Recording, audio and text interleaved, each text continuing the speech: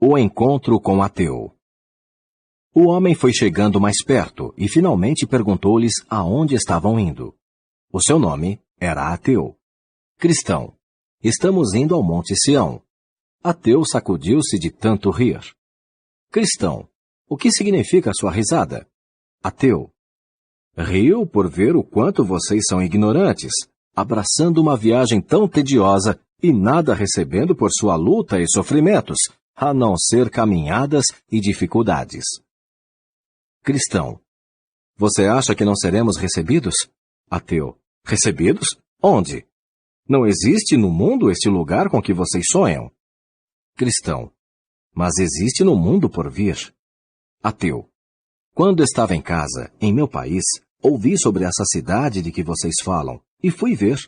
Estive procurando-a por 20 anos, mas nada encontrei, a não ser um monte de loucos na estrada. Cristão: não apenas ouvimos a palavra, mas cremos nela, e agora temos em nós o testemunho. Vimos a porta com os olhos da fé, que nos foi mostrada pelos pastores. Ateu: eu também acreditava quando estava em casa. Se eu não houvesse acreditado na história, certamente não teria vindo tão longe. Fui mais adiante que vocês, e tenho certeza de que, se houvesse tal lugar, teria visto alguma coisa dele. Mas depois de ter ido tão longe e nada encontrado, estou voltando ao lugar de onde vim, e vou desfrutar novamente das coisas que deixei, pela esperança de que essa miragem tremeluzante fosse real.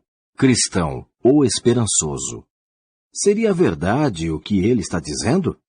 Esperançoso: tome cuidado, meu irmão. Ele é um dos enganadores. Lembre-se do que já nos custou dar ouvidos a impostores na estrada. O quê? Não há Monte Sião? Não temos as palavras do evangelista, do intérprete, das donzelas do Palácio das Virtudes e dos pastores? Não experimentamos paz interior quando cremos na palavra? Vamos embora, antes que o homem do chicote afiado surpreenda-nos outra vez. Agora temos de andar por fé. Você deve ter me ensinado as palavras que agora lhe direi. Cessa, filho meu, ouvindo a instrução, de te desviares das palavras do conhecimento. Recusemos ouvi-lo e criamos na preservação da alma. Cristão: meu irmão, não lhe fiz a pergunta por duvidar da fundação de nossa fé, mas para ouvir a sua resposta aos argumentos dele. Quanto a este homem, sei que foi cegado pelo Deus deste mundo. Embora nossa fé seja imperfeita, cremos na verdade, e nenhuma mentira vem da verdade. Esperançoso: agora regozijo-me na esperança da glória de Deus. Eles afastaram-se de Ateu, que foi embora rindo deles. Esperançoso é tentado a dormir. Cristão e esperançoso viajaram até chegar a uma região onde o ar parecia provocar sono. Esperançoso ficou muito sonolento e disse a Cristão: estou com tanto sono que mal consigo manter os olhos abertos. Vamos deitar aqui e tirar uma boa soneca? Cristão: oh, não, de jeito nenhum. Podemos nunca acordar. Esperançoso: por que não? O sono faz bem a quem labuta. Cristão: você não se lembra de que os pastores disseram: cuidado para não adormecer na terra encantada?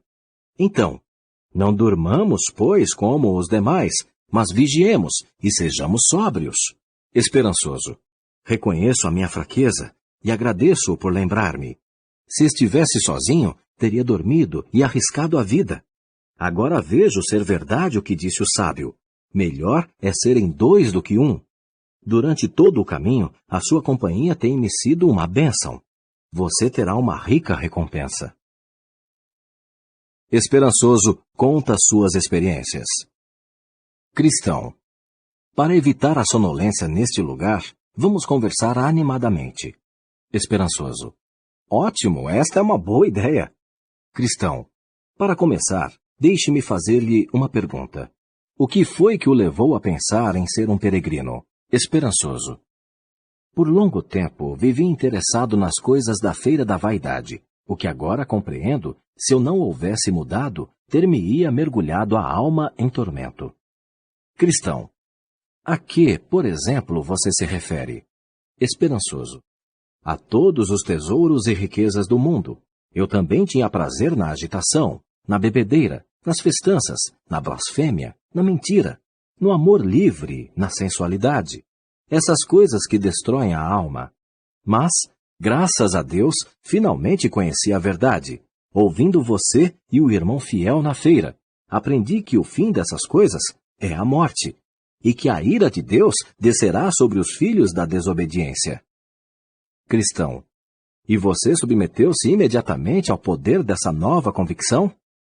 Esperançoso: não, eu não estava disposto, a princípio, a reconhecer a pecaminosidade de minha vida, nem a enxergar a ruína que se seguiria como resultado de tal vida.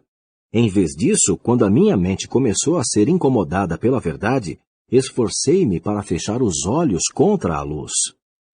Cristão: mas o que finalmente levou a compreender que o Espírito de Deus estava tratando com você, revelando-lhe a verdade e exigindo que a encarasse? Esperançoso: a princípio, é claro, ignorava que o Espírito de Deus estivesse insistindo comigo. Eu não sabia que Deus inicia a sua obra de conversão num pecador aferroando-lhe a consciência com a verdade divina, iluminando-lhe a mente com a sua luz, capacitando-o a enxergar os seus pecados e fazendo-o sentir-se culpado deles.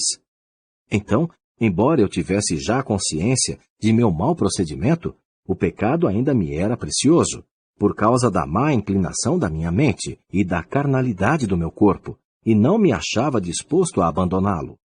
Não queria separar-me de meus companheiros. A sua companhia e amizade eram-me valiosas. Contudo, as longas horas em que sofri sob a convicção e a autorreprovação foram realmente penosas e doloridas. Cristão: mas não lhe parecia, às vezes, que você estava livre desses problemas? Esperançoso: sim, mas eles logo retornavam, mais difíceis de se suportar que nunca. Cristão: e o que era que lhe trazia outra vez à mente os pecados? Esperançoso: muitas coisas, como encontrar um homem bom nas ruas, ouvir alguma leitura ou citação da Bíblia, sentir dor ou ficar doente, ouvir que algum amigo ou vizinho estava enfermo, ouvir o sino da igreja chamar para um culto fúnebre, ouvir de uma morte acidental ou repentina, pensar na morte, mas especialmente pensar em comparecer diante de Deus no julgamento. Cristão: e você pôde alguma vez livrar-se facilmente do sentimento de culpa? Esperançoso: não, não mesmo. Porque quando tentava fazer isso, o pecado parecia agarrar-me fortemente. Contudo, quando considerava voltar aos meus velhos pecados, isso trazia-me um desgosto a mais, porque a minha mente fora mudada, e a ideia parecia-me repulsiva. Cristão: e o que você fazia nessas ocasiões? Esperançoso: eu tentava corrigir-me, pois acreditava que esse fosse o único meio de escapar à condenação e achar a paz. Cristão: de que modo você melhorou? Esperançoso: não renunciei apenas aos meus pecados, aquilo que eu considerava pecado, mas também aos meus companheiros pecadores, e dediquei-me às boas obras, como orar regularmente, ler a Bíblia, ir à igreja, fazer caridade, ser pontual em minhas obrigações e falar a verdade. Era cuidadoso em observar essas coisas e muitas outras. Cristão: então você imaginou que assim tudo estava bem? Esperançoso: sim, por um tempo, até a minha consciência incomodar-me novamente. Cristão: como é que esse incômodo voltava se você já tinha uma boa vida moral? Esperançoso: diversas coisas levaram-me a duvidar e a sentir que nem tudo estava bem. Por exemplo, algumas frases como estas: não pelas obras de justiça que houvéssemos feito, mas todas as nossas justiças são como trapos da imundícia. Pelas obras da lei, nenhuma carne será justificada, e tudo que não é de fé é pecado. Sendo, pois, justificados pela fé, temos paz com Deus por nosso Senhor Jesus Cristo. Aquele que não nascer de novo não pode ver o reino de Deus. De todas essas declarações claras e enfáticas da verdade, concluí o seguinte: se não é pelas obras de justiça e da lei que a pessoa é justificada e salva, então não estou salvo. Todas as minhas justiças são como trapos de imundície. E se tudo que não é pela fé é pecado, todas as minhas obras são pecaminosas, porque não possuo fé verdadeira. Se tivesse uma fé real, seria justificado e teria paz em meu coração. Se não tenho, deve ser porque não sou nascido de Deus. E se não sou nascido de Deus, jamais poderei ver o reino do céu. Além disso, ainda que todas as minhas obras sejam justas e aceitas por Deus, nunca poderão pagar pelos pecados que cometi antes de resolver viver corretamente. Assim, a velha conta não foi acertada, e estou afundando-me cada vez mais em dívida com Deus. Terei uma tremenda quantia a pagar quando comparecer diante do juiz. Cristão, uma excelente aplicação, mas por favor, continue. Esperançoso. Outra coisa que muito me preocupava depois de minha reforma era quando eu examinava de perto os meus melhores feitos. Eu podia ver o mal misturado ao bem, motivos errados, egoísmo e orgulho.